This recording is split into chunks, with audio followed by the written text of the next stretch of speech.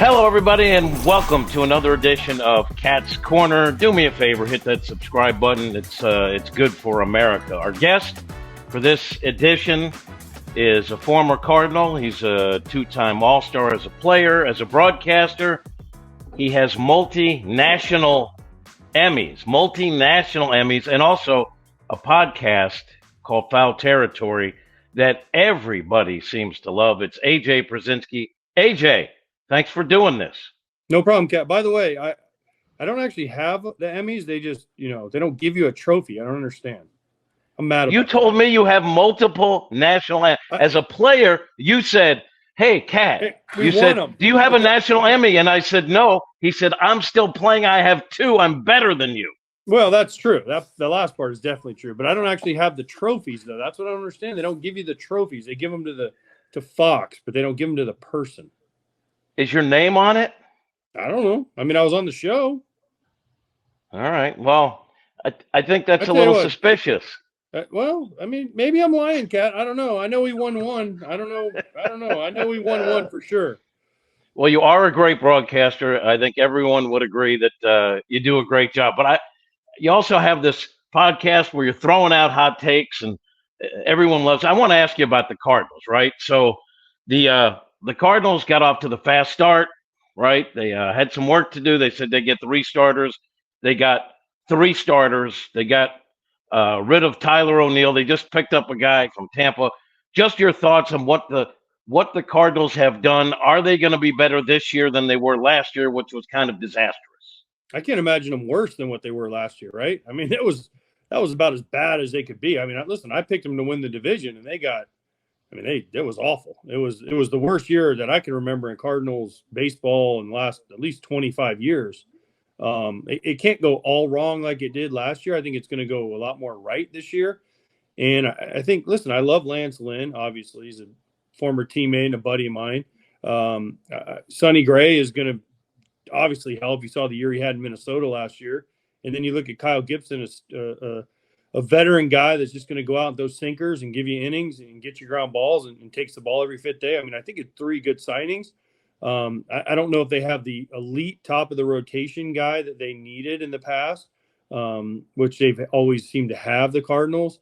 I don't know if any of those 3 are that guy, but they're solid, above average major league starters, and you need that. Now, can they develop guys from their minor leagues and get find the next guy? Because it was supposed to be Flaherty, remember? And they've had some guys who were supposed to be Carlos Martinez there for a while. They just haven't been able to find that guy. So can they develop a guy and figure it out? But I like these moves. Tyler O'Neill didn't seem to fit with the Cardinals, especially after all the Ollie Marmol stuff last year. Kittredge is great when he's healthy. These are moves I like for the Cardinals, but is it enough to get them to the top of the division? I don't know, because when we've talked Cardinals in the past, they got a lot of the same players in the outfield, Carlson and Nootbaar. It's like the same guy over and over again. So I don't know. I think they need to mix it up. Arenado's a great player. Goldschmidt, obviously, they need Wilson Contreras to be Wilson Contreras from the past. So I don't know. There's work to be done, but I think the Cardinals have definitely improved. So when you talk about a guy like Lance Lynn, to me, an angry Lance Lynn is a good Lance Lynn, and he's unhappy with the way things went last year, gave up a lot of homers. Can he be the guy that we've seen in the past? Well, if you talk to him enough, you'll piss him off to make him angry. So just yeah, that's true. Before every start, go up to him and say hi to him, and that'll piss him off. So it'll be good. Try and keep the ball down. No, I think he can. I think Lance went through a lot last year. I know talking to him, there were some things. And when he went to L.A., he was better. He still gave up home runs, but home runs don't kill you. Well, Lance doesn't walk guys. Lance doesn't give up a ton of hits. He just gave up a lot of homers last year. So if he can figure that out, which I think the Cardinals, and he knows St. Louis. He's had success in St. Louis, and he's looking forward to it, talking to him. I mean, he can't wait to get to St. Louis and Jupiter and spring training, and then, he's going to be close to his home. So I think Lance is going to have a great year, a bounce-back year. And again, he's not a top-of-the-rotation guy, but he is a above-average major league pitcher. So I think a lot of people were with you last year. The Cardinals were good enough to win the Central, and I think the rotation failed early on. That led to the bullpen. Then the snowball was heading downhill. But I think a lot of people expected the offense to be like a juggernaut, and it never really was. Goldie's a year older. I expect him to bounce back. I know Arenado wants to have a better year can this team be an offensive juggernaut? It can be better than it was last year. I think one thing, Goldie's gotten off to a bad start the last few years. If he could just get off to a good start, he'll carry it over. Arenado, I mean, he had a pretty standard Arenado year. I mean, listen, is he ever going to have the Colorado numbers in St. Louis? Probably not, because you're not in Colorado for 81 games. The key for me, though, is still Contreras. I think if he can come out and get off to a good start, that's a big thing. Not only offensively, but defensively. I mean, think about what that guy went through last year, man. With all the pitchers saying, "Oh, it's all his fault," and this and that. I mean, listen, that's tough, man. That wears on you. I think some of these other guys will have bounce back here. You don't have to worry about O'Neill. Edman needs to step up. Newt Bar needs to step up. I think there's enough weapons there that they can be I don't know about a juggernaut, but they can be a good offense. And their pitching's improved enough where they can keep them in games. So I think the Cardinals, they definitely will be better than what they were. Now you bring up Contreras, which I think was, one of the maybe just a symptom of what was going on last year. So they spend some money on him. He wants to come. He wants to be the guy. He's not Yadi, but he loves Yadi. He wants to be the guy to kind of pick up the ball and run with it. And there were issues, like you mentioned. The pitchers weren't sure if he was doing all the right things. But by season's end, he won everybody over. Like, everyone saw his passion. Everyone saw the work he was putting in. But going through something like that, you're a former catcher. How tough is that? New team, you want to shine, and all of a sudden they're saying you're heading back to Wrigley, and they're saying you might be in the outfield. Think about that. He signed a deal, a 5-year deal, to be the catcher. And a month into the season, they're like, "Oh, by the way, you might not be a catcher. You might be an outfielder. You might be a DH. Oh, we're not playing you. And oh, by the way, the season has gotten off to a bad start, and it's all your fault." Like, you can't do that to anybody. That's just not the way the world should work. I mean, that's just awful. And I think today on Foul Territory, I wasn't on, but we had Jack Flaherty on. I think he said something to that. He's like, this guy took a lot, and it wasn't all his fault. He got blamed for a lot, and it wasn't all his fault. But he handled it like a man. Listen, I give Willson Contreras a ton of credit. He handled it like a man. He didn't say anything. He's like, whatever you guys need me to do, I'll go to work. I mean, it'd be like Jim, if they came to you and said, by the way, you're not working at Bally, you're now going to be behind the camera, which would be better for all of us. But you would argue and say, no, look at this face, right? So, I mean, the way this dude handled it is unbelievable. He deserves a ton of credit for that. And he's not going anywhere because he's got 4 more years, I think, on his contract. And this guy can be a force for the Cardinals if you just got to let him play, though. And listen, he's not going to be Yadi. No one's ever going to be Yadi. I've said this before, there's no one I've ever seen run an organization the way Yadi did when I was there, the way people went to him, the way not only, coaches, managers, players, everybody went to Yadi. And that was great for Yadi. But Willson Contreras isn't Yadi. He hasn't built up enough street cred in St. Louis yet, but give him time. Maybe he can get to that point. We had Miles Michaelis on, and he said kind of the same thing that Flaherty said. He said Contreras took a lot of bullets for the starting rotation. So my guess is that, they've kind of cleaned up the situation, hopefully better things ahead for Willson. You mentioned Yadi. Yadi's coming back as an advisor. I think it's still kind of up in the air exactly how much he'll be around, but certainly he can benefit Willson and the Cardinals. How big do you think that'll be for the ball club? Can I get one of those jobs? Can you call Mozeliak and get me hired as a special advisor to the general manager, president guy, and just show up every couple weeks? I'm not so sure that they can afford you, AJ. Oh, if they can afford Yadi, they can afford me. Trust me. No, I think it'll help. Listen, I think too much it sometimes was put on Yadi, meaning like the success or failure was all Yadi. I mean, let's not forget, Yadi's a special player, but there was a lot of really good pitchers that went through St. Louis over that whole career. I mean, Chris Carpenter, Adam Wainwright. I mean, the list goes on. Lance Lynn, right?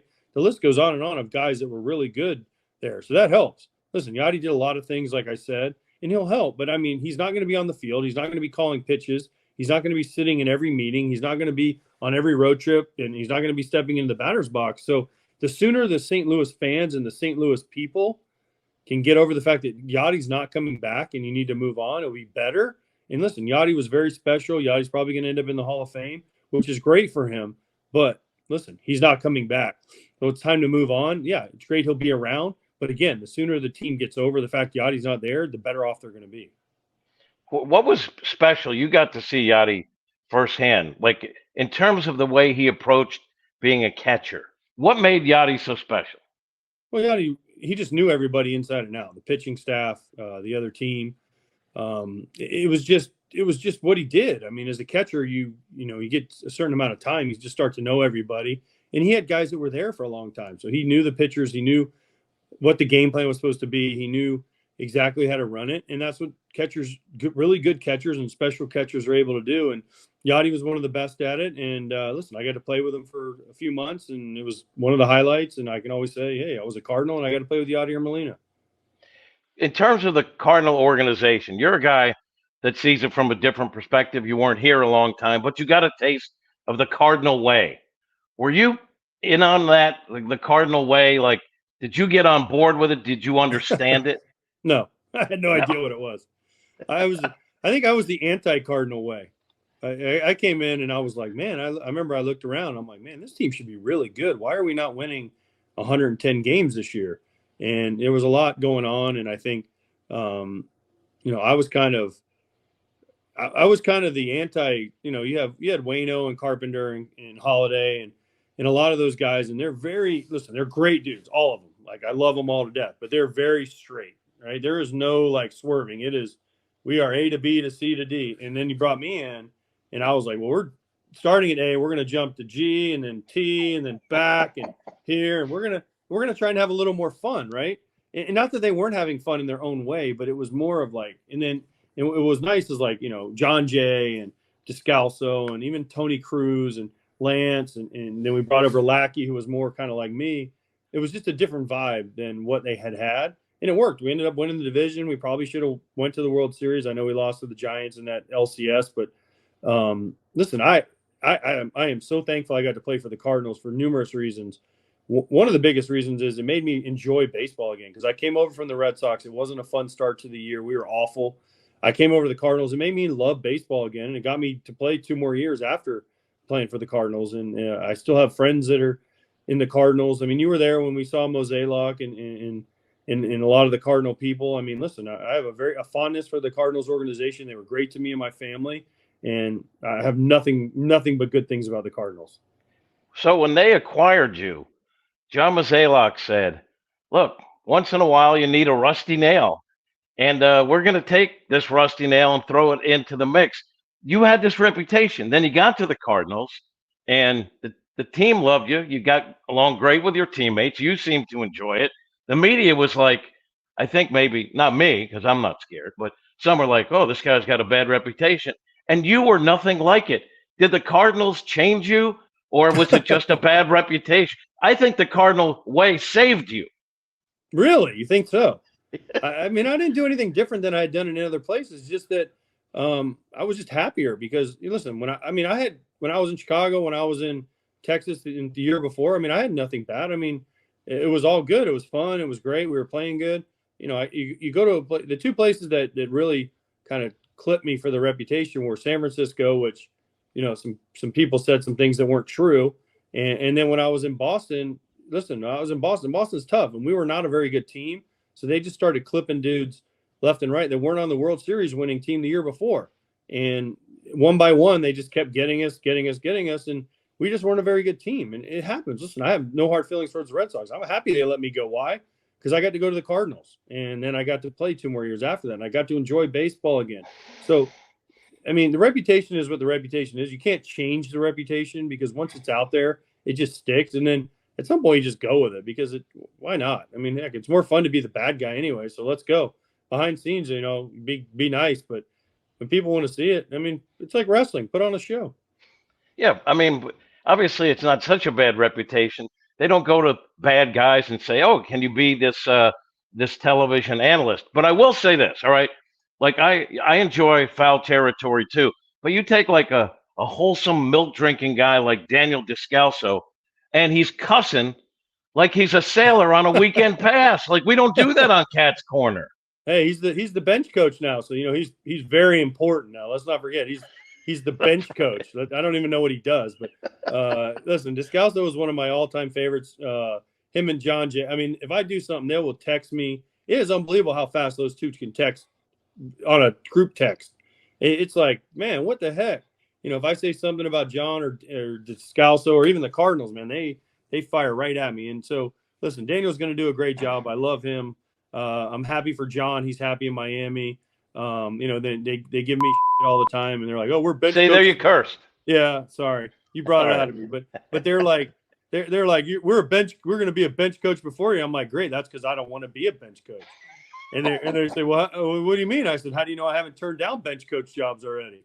And they're like, whoa, and then they get all quiet. So, listen, like I said, man, I have nothing. There's not one. I can't honestly say one bad thing about anybody that I met with the Cardinals at all.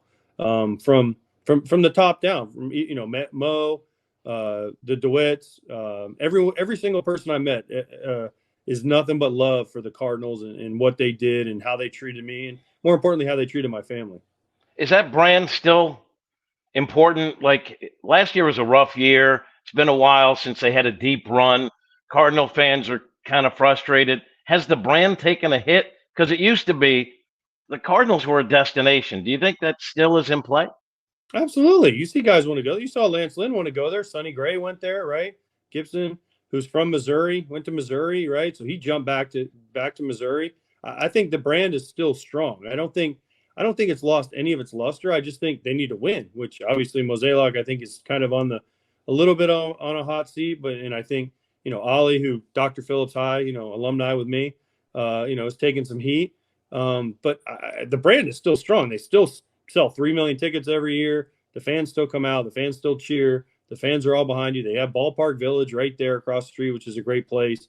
I mean, kind of the first one before the Battery in Atlanta was Ballpark Village. So I think the brand for the Cardinals is 100% still there.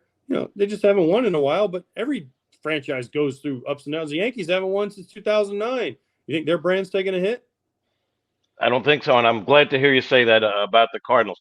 You mentioned Jon Jay, and I don't know how much you've talked about this.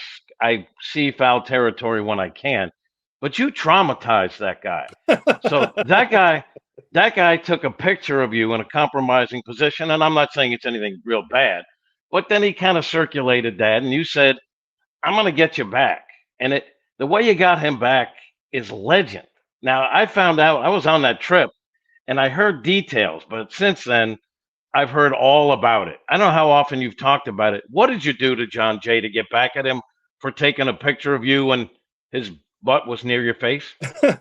Well, so what happened was we were in Cincinnati and I hadn't played in like 2 weeks because Yadi was back and Yadi played every day. And so I was taking a nap. I'm like, gosh, I'm bored. I don't have anything to do for the next, I don't know, 4 hours. So I'm going to take a nap. And Jon decided to put his rear, which is a large rear, kind of by my face.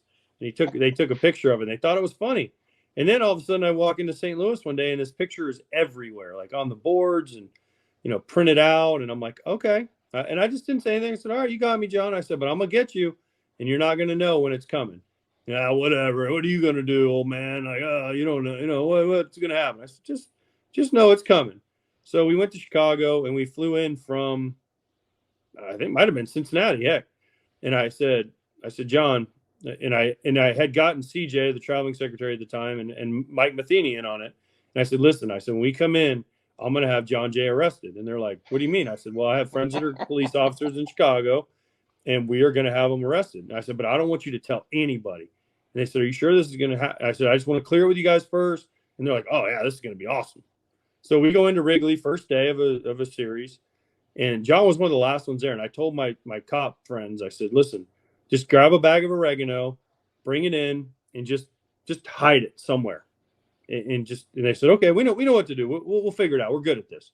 So my buddies walk in, and nobody on the team knew. Not one person not one player, only me and CJ and Mike Matheny. And the police walk in, and they put on a whole show. And they go to Mike and they say, Mr. Matheny, one of your players, the dogs sniff drugs in their travel bag. Can we search the travel bag? And Mike brings him out and he goes, well, you can ask Jon. Jon just got there. He's still in his street clothes. And they walk up to Jon and they say, Mr. J, our dogs sniffed something. It was across state lines, so it's a federal offense. We didn't want to search right there. Can we search your bag before you get into it? And Jon's like, yeah, of course. Whatever you guys want. I don't have anything. Sure. So they put on a show. They're throwing underwear and jerseys and everything right in the middle of the clubhouse in Wrigley, which is tiny. And all of a sudden, they take the bats and they like dump his bat bag. And then you see the police officer just reach all the way in the bottom of the bat bag, and he pulls out this bag of oregano, and he's like, "What is this?" And John turned like a ghost white, like as we all would, right? If we knew that he just turned, and you're just like, and the whole team is like looking around. They're like, and I'm in the back, and I'm trying not to laugh because I'm in the back corner, and I'm just watching this all play out. And like Pat Neshek is like, "Oh my God, he's gonna go to jail!" Like right before the game, John's getting. And they cuff him. They're like, they read him his rights, and they take him into Mike Matheny's office, and they sit him down, and they're talking to him, and they're like, "This is a federal offense. You're going to go to jail, and this and that, and what do you have to say for you?" He's like, "It's not mine. It's not mine." I'm kind of around the corner, and this goes on for about 10. And again, the whole clubhouse is freaked out now. Adams, Descalso, Matt Holliday, Waino, they're all like, "Oh my gosh, like, what do we do with all this?" And I finally look at them like, "Guys, it's all a joke." And they're like, "What?" I'm like, "It's all a joke, guys." And they're like, "From who?" And I'm like, "From me." And they're like, "We ain't never messing with you again." So I walk in to Matheny's office, and I just walk in, and I just look at him, and I go, "I told you I was going to get you. I just got you." And he was like, "You got to be kidding me." As he's still cuffed, he's like, "You got to be kidding me. This is it." And I'm like, "Gotcha." And I just turned and walked out, and the whole place then was like, and he comes out, and he's like, "You got," everyone's like, "Oh my," the clubhouse went crazy because they finally realized that it was really a joke. And then if you watch after that, every time John got him first, he would put his hands behind his back like this. I remember that. So That's it was unbelievable. It was fun. I actually did it to Chase Darno too later on when I was with the Braves, same thing. And he didn't take it as good. He got a little more angry than John. John was angry at first, and then he realized what it was for, and he was like, "Okay, you got me." He's like, "I shouldn't have messed with you," and I was like, "I warned you." Payback. So going from player, prankster, rusty nail, baseball analyst, network television, is there anything that's difficult about that transition, or things you had to learn on the fly, or the fact that you were part of regional cable journalism working with me doing interviews, did that kind of nurture you along the way? Absolutely. It was your leadership that brought me through the You're tough welcome. times. Yeah. You know what? The hardest thing is to learn not to talk, right? Because when I got thrown into the booth after my playing career, I did it when I was playing. And it was easy. It was a 3-man booth, and you're like, okay. And then you get thrown in there, and it's just you and your play-by-play guy. And you have to realize the hardest thing is to realize, one, don't talk all the time, because silence is okay. And because when you're sitting there, as you know, and you have the headset on and something's happening and you just don't hear anyone talking, you're like, "Gosh, I need to say something," even though there's nothing to be said. "Oh, guy hits a ground ball to second. The play-by-play guy's ground ball to second." I don't need to explain that. People saw it. There's no reason for me to talk about that, right? But in the beginning, you always are like, "I got to cover every sec. You don't want any dead air." Well, you find out as you grow is like dead air is okay. You don't have to talk the whole time. And then the other thing is just don't ever forget like how hard baseball was to play, because as a player, it's hard. It was hard, and just don't guys make mistakes. And as a former player, I understood if a announcer said, "Hey, this guy made a mistake," but don't get personal. Don't take personal shot. "Oh, he's out all night last night drinking." That's a personal shot, right? "Oh, he made an error." Well, explain why he made the error. "Well, he took a bad hop, or his feet weren't set." These are things that you can correct, and you explain that to the audience. And people don't care about that. It's when you just remember baseball is really hard. And listen, the farther you get away from the field, meaning as you move back and back and back, and then you finally get all the way up in that press box, the farther away you are from home plate, the easier it is. I mean, man, I sit up there now watching games, and I am like, how'd that fool miss that pitch? Like, gosh, I would have crushed that pitch, But then you forget, like, man, I struck out a lot too, and I hit a double plays. So you just always have to remember that and just realize baseball is really hard. So last thing, Waino's going to be doing that too when he's not making country music. First, your thoughts of Waino as a recording artist, but also as Waino as an analyst. Well, Waino has a good voice. So, I mean, as a recording artist, and we heard him sing the Star Spangled Banner, he did all right. He's like, well, it was delayed, and he did all right. He did good for his first time. He put on a concert. His songs are good. I mean, he's played some songs for us. They're good. And listen, he's going to be a partner of mine in broadcasting. We already talked about, I think we're going to do the playoffs again this year. And listen, he's great. He's a good guy to bounce things off of. He doesn't want the spotlight. He doesn't want, and when you do a 3-man booth, it's hard because you always have to have 2 people, and then you have to have the third guy you have the play-by-play guy who does all the work mainly, and then you have to have two analysts, and you have to have two analysts that aren't selfish and don't need the ball, right? You can pass the ball to each other, and that's what Waino. I feel like Waino and I are, again. I mean, I don't know but like we're good at passing the ball to each other, right? Like Sure. I can say, hey Waino, why would you pitch this guy this way? And he'll say, hey, as a hitter, what are you thinking about? And we have that relationship because we played together and we've talked about these things before. Where we can do this, and Waino's been really good. Waino fits in. Waino has stories, and I've given Waino some advice. I said, listen, you've only done postseason games. I go, when you have to do a August game and it's I don't know, Rockies Pirates and it's 15-2 in the third inning. I go, that's when you'll find out how hard this job is, because you got to fill 3 hours of time and there's nothing to talk about. So you just make stuff up and you got to find stuff. But Waino has such a good personality and he's such a good guy that he'll be okay. And I can't wait to work with him again. I don't want to ruin your rep, but you're a good guy too. We appreciate you making time for us. You're a media mogul now. You're welcome for that. I trained you. AJ Pierzynski is our guest. And AJ, thanks for coming on. Thanks, Jim. And it was great seeing you and your family in St. Louis a few weeks ago. Yeah, you did. We were at an event and you did a presentation and you were outstanding and you were nice to my family. I appreciate that. Anytime. All right, that's going to do it for this edition of Cat's Corner. On the way out, hit that subscribe button. Thanks, AJ.